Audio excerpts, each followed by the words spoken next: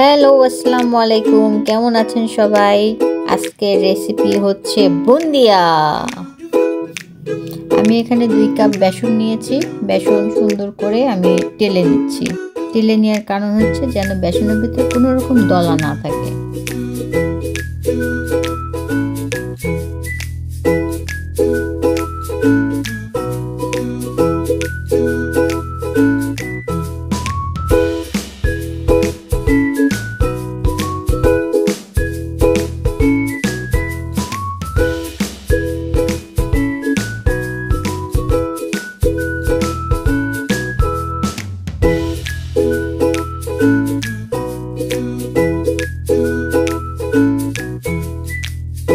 তারপর এখানে সামান্য 1 চিমটি লবণ দিবেন। লবণ দিয়ে সুন্দর করে নাড়াচাড়া করে নেবেন। এবার অল্প অল্প করে পানি মিশাবেন।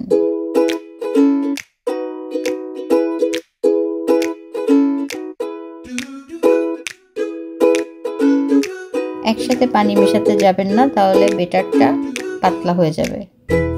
অল্প অল্প করে মেশাতে হবে।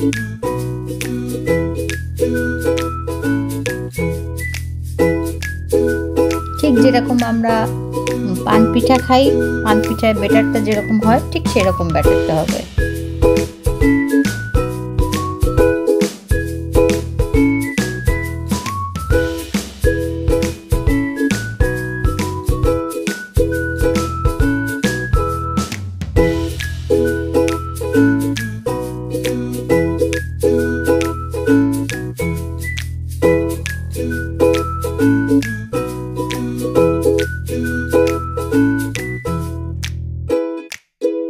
তারপর এখানে সামান্য একটু বেকিং সোডা দিয়ে দিয়েছি।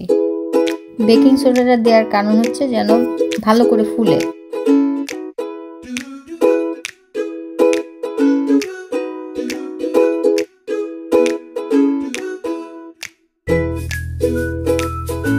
তারপর আমি 3টা বাটিতে 3 রঙের কালার দিয়েছি। দেখেন, প্রথমটা হচ্ছে রেড,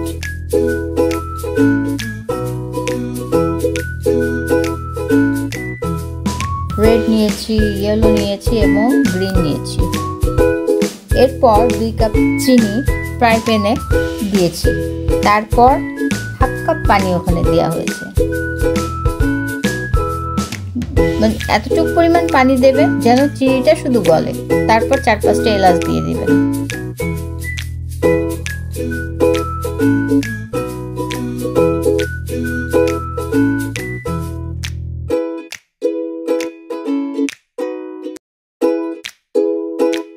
তারপর 2টা তেজপাতা দিয়ে দিবেন।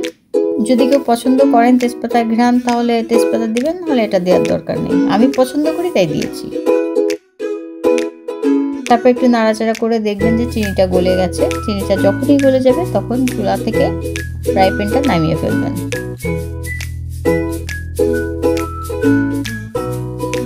এবং হাত দিয়ে দেখবেন যেন ওটা আঠা আঠা ভাব হয়। যখনই আঠা আঠা ভাব হবে তখনই ওটা নামিয়ে ফেলবেন।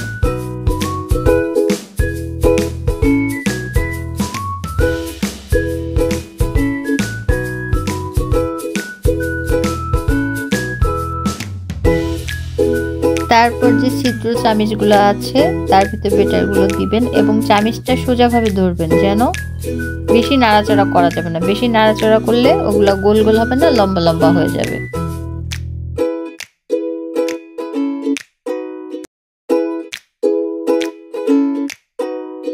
যেখানে ফাঁকা থাকবে সেখানে একটু হালকা চামিচ ঘুরিয়ে ঘুরিয়ে ব্যাটারটা দিবেন।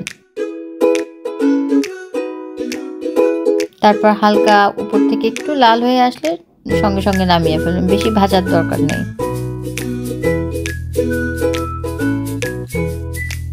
তারপর সবগুলো ব্যাটার যেগুলো কালার আমি মিশিয়েছি এইভাবেই সবগুলা ভেজে নিব।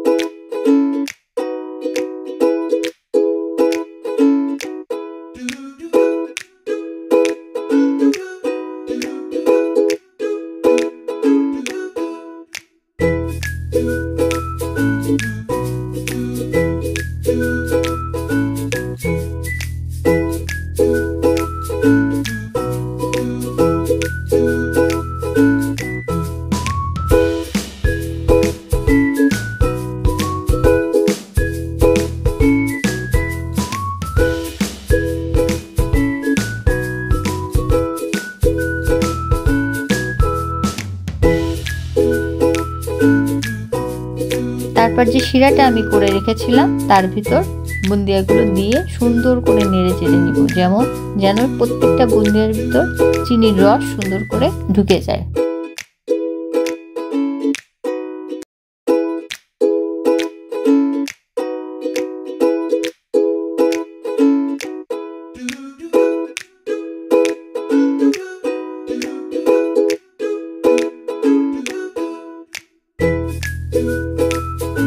এই তো আমাদের হয়ে গেল মজাদার বুন্দিয়া।